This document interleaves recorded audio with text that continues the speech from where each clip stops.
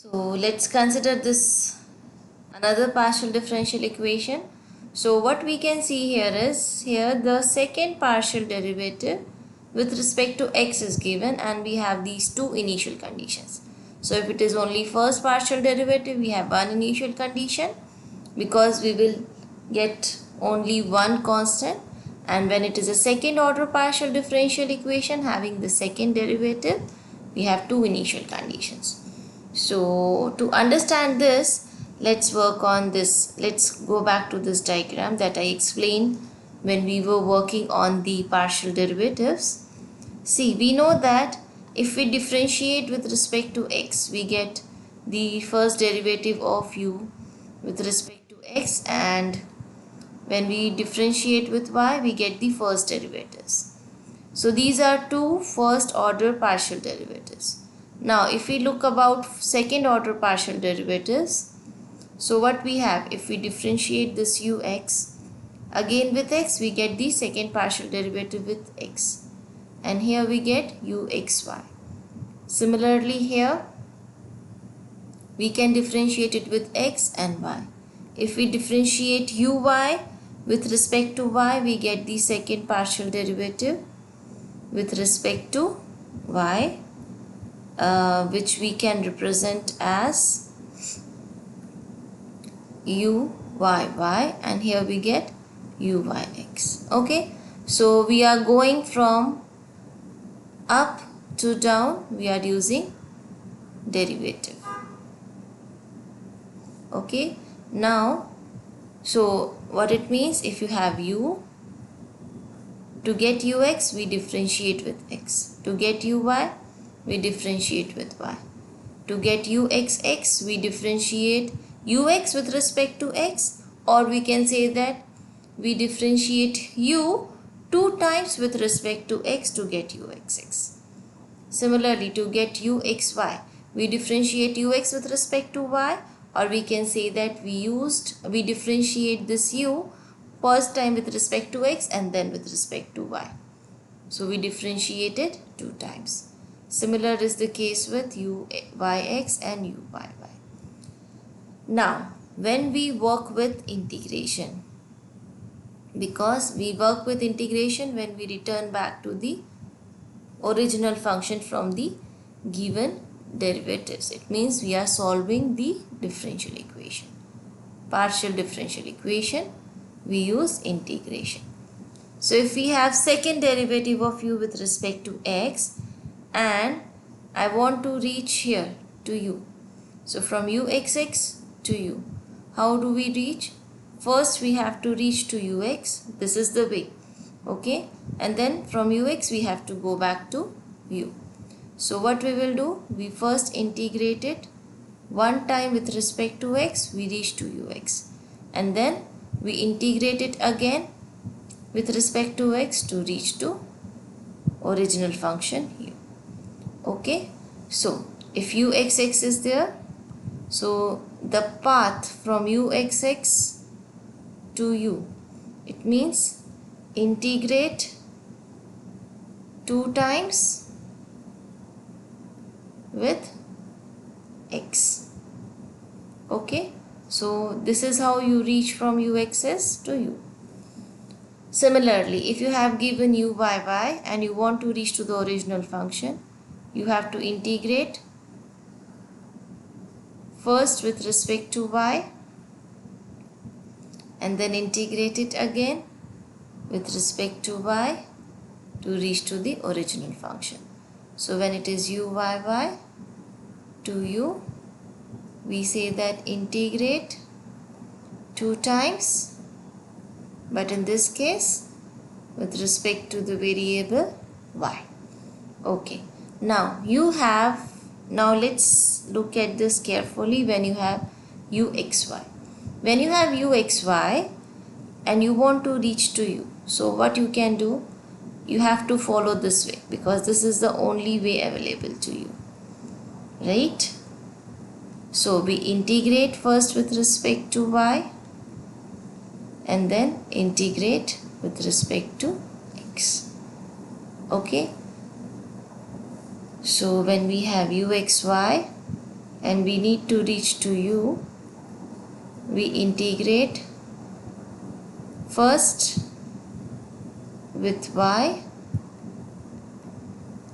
and second with x. Similarly, when you have uyx, you have to follow this way to reach to the original function u. So in this way, you integrate it first with respect to x and then integrate it with respect to y. So when you need to reach from uyx to u, you have to integrate first with respect to x and the second integration with respect to the variable y. Now, we have seen that when we are finding the partial derivatives, we observed that generally these two terms are equal, that the mixed order partial derivatives are equal. Then in that case, how do you know that you have to use this way or this way? It means out of the 3 and 4th one, which one you have to select. How you will know? So you will know this thing by looking at the given conditions. If the initial conditions involve ux, then you have to select this way, the way number 3. On the other hand, if initial condition involves uy, you have to select way 4. Like see here, what I am talking about, this is second order partial derivative. Okay, this is second order partial derivative and it involves in the initial condition partial derivative with respect to x. Similarly, when you have mixed order, here you will have either x or y. So based on that, you have to select the corresponding variable to integrate first and second. Okay, so let's begin with this. So now it's clear that it's involving second order partial derivative. It means we have to integrate twice with respect to x. So we'll do it one by one. So let's write down the partial differential equation. It is y 4x square minus 1. Now integrate both sides with respect to x. Okay, let me say this is as equation number 1. Integrate both sides of equation 1 with respect to x. So what we will get on the left side? So it's like you are integrating the second derivative with x. Let's write it out. It is y 4x square minus 1 and you are integrating with x. So if we look at this chart, if we are here in uxx, when we integrate first with respect to x, we will get ux. So, or you can look from here like integration and one derivative with respect to x is cancel. So you left on the left hand side by partial derivative of u with respect to x. This is equal to. Now you have to integrate this one, the right side term. So when we integrate it, now you can see you are integrating with respect to x and you can find two different variables here. So what we have to do? We have to consider the other variable as a constant. So the only term to integrate is this term, which is 4x square minus 1. What is the integral of this? 4x square become x power 3 over 3 minus x and y will remain same. So y is in multiplication with both, it will remain same. Now plus again it's the indefinite integral, so you will add constant of integration. Now here the constant of integration, it can be a constant or it can be a function of y, the variable which is kept constant. So now we get this as the value of partial derivative of u with respect to x. then we need to find the value of f of y. So to find f of y, we will make use of these initial conditions. So what these initial conditions are actually? It's mentioned that at x is equal to 0, u takes value sine of y and the partial derivative of u with respect to x, it takes the value cosine of 2y. So again the value of partial derivative of u with respect to x is again at x is equal to 0. Okay, so we have two initial conditions, A and B, okay, to solve this partial differential equation. So solving means we are finding the value of u. So here what we can see, we have the partial derivative of u with respect to x. So it means we will make use of initial condition B. So we say that by using equation B, what is it? At x is equal to 0, the partial derivative of u with respect to x is cosine of 2y. So let's substitute it here and see what we will get. If we substitute it there, left side will become cosine of 2y. This is the value of this term. Y times x is 0, so this becomes 0 and 0 plus f of y. 0 multiply anything becomes 0, so this gives you f of y as cosine of 2y. Okay, now using this value here, okay, let me give it as equation number 2. Say if this is equation number 2 and this is equation number 3. So let's write using 3 into using equation number 3 in equation number 2. We get what we get. We are not changing anything, we just replacing the value of f of y by cos of 2y.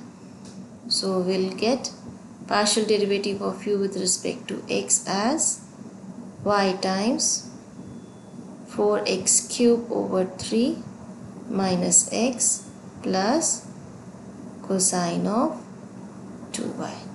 Okay, still we are not done because we reached only partial derivative of u with respect to x, whereas we have to find u. So it means we reach at this stage, we still need to go back here. So if we want to go here, what we need to do? Integrate it again with respect to x. So let's do it. Integrate both sides. Let me name it as equation number 4 of equation 4 with respect to x. So what it will give you? So on the left hand side, it's like derivative of u with respect to x, which you are integrating with x. This is equal to integral of y 4x cube over 3 minus x plus cosine of 2y, and you are integrating the entire term with respect to x. So here what you will get on the left side? U. You can easily get it from here. You are in ux, you will get u once you integrate it. Now look at on the right side. So here now it's dx. It means we are integrating with respect to x. And we can find another variable here, y. So what we have to do? We have to consider it as a constant. So it means we are just integrating this term, which gives you 4 x power 4 over 3 is already there times 4 minus what is integral of x? It is x square over 2. So this is the term that you will get in from the first term, okay, and it is multiplied with y. Now in the second term, you don't have any x, and y is a constant, so it means you will consider y as constant, so it will be same. Now as there is no x term, what we will do? We will multiply with x. Okay, and then as again it's indefinite integral, we add the constant of integration. Again we already used the name f, so let's use another name, say g. Constant of integration, it can be again a number, a numerical value, or it can be a function of y. So this is the value of u. This is, let's name it as equation number 5. This is the value of u. You can simplify it before going to the next step of finding the constant value. Simplify. So you can cancel 4 with 4. So you will get u is equal to y x power 4 over 3 minus y x square over 2 plus x cosine of 2y plus g of y. So let's write it down on the next page. So u, let me keep it in the same format, y, what is the term? X power 4 over 3. It's x power 4 over 3 minus, what is the next term? X square over 2. Okay. What I did here, I took y as a common again here, like this, plus x cosine of 2y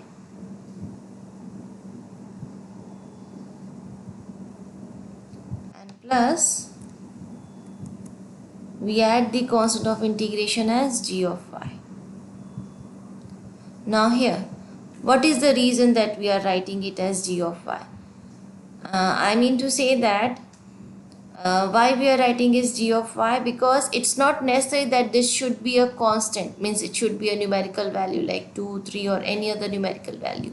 Instead it can be a function of y, any function of y, say e of y or cosine of y or ln of y, it can be anything. How we can prove that? See, we can test this thing. If on integrating 4 you will get equation number 5, it means if you differentiate 5 you should get 4, right? So let's differentiate with respect to x. So this is just for testing. So if we differentiate both sides with respect to x, what we will do? We consider y as a constant, right? So when we consider y as a constant, what will happen? Y will be same. Differentiate x. What we will get here? 4x power 3 over 3 minus here 2x over 2 plus, when you differentiate this term, derivative of x become 1. Cosine of 2y remains same. Plus, now when you are differentiating this, so suppose you have a number, so derivative of a number becomes 0.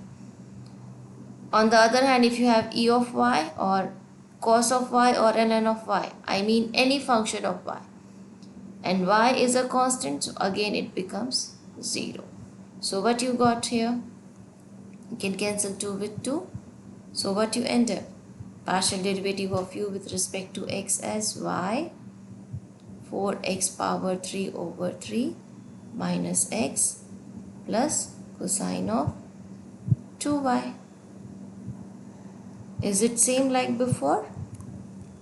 Which is same as equation number 4.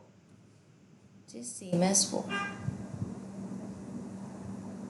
So that's the reason we say that it should be a function of y as well. Because here we are dealing with the function of more than one variable. If it is only it is involving only one variable, say only x or only y, then in that case you simply write the constant of integration as c. You don't need to write it as a function of y or c because it's work only with that. So the next step is now to find g of y. So g of y, we name this as equation. Let's name this equation as y. And we erase the number from here because this is the simplified version. Okay. Now to complete this one, now we make use of the another initial condition, which is a, which is given that at x is equal to 0, u is sine of y. So using b, which says at x is equal to 0, u is sine of y, in equation number 5, what we get? We replace u by sine of y equal to, see, we have the value of x only, but here we are having the variable y as well. So as we don't have any value of y, we keep it same, keep it unchanged, y is same. Replace x by 0, 0 power 4 over 3, 0 power 2 over 2, plus 0 times cosine of 2y plus g of y. So what we can see, this term becomes 0, first term, as well as the second term becomes 0. So this term cancels to 0, this term cancels to 0, giving you g of y as sine of y. Now using this value of g of y, let's give it as equation number 6. So using 6 and 5, what we will get? Using equation 6 and equation 5, we get, what we will get? U is equal to y times x power 4 over 3 minus x power 2 over 2 plus x cosine of 2y plus, in place of g of y, we have sine of y. So this is the solution of given partial differential equation, which is free from any partial derivatives. So to check whether this is a solution or not, what you can do is, you can check, like if you substitute here x is equal to 0, if you are getting this value of u as sine y or not.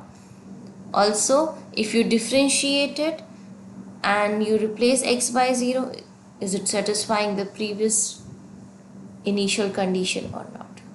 Okay, that's it. So in the similar way, what we can do, we can solve any partial differential equation by using the method of integration, provided it is in that form. So here we can see that it is involving mixed partial derivative xy. Okay, now when it is mixed partial derivative, we know that we have to do it with x and y. Now here the thing is to decide the order of integration. What I mean by order of integration is, you start with first with x and second with y, or you start integrating with y and then with x. How do you understand that? How you will identify that which one you have to use? So again, that is on the basis of initial condition. So you can see here, initial condition involves derivative of u with respect to x. So it means, if I go back to this diagram, here you have to select the path which involve ux. So you are at uxy, which is same as uyx. Now in your initial condition, ux is given. So it means you have to use this route to reach to the original function u. It means you first start with y and then with x. Okay, so in this question we start with first with we start first with y and then with x. Okay.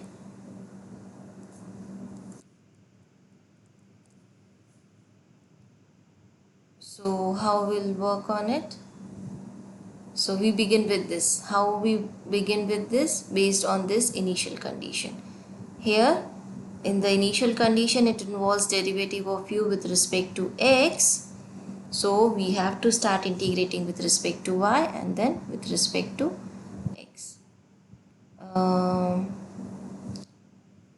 Either you do it in this way, or if you need a shortcut, the shortcut way is like if in the initial condition derivative with respect to x is given, start integrating with respect to y, the other variable. Okay, and first and then go for the second variable. So then how we'll do it? It's same. Like now once you integrate with respect to y, the derivative with respect to y get cancelled. You left with derivative with respect to x. And you know how easily how to integrate it. I know this is something, there are mistakes in this. I want you to complete this one. Okay.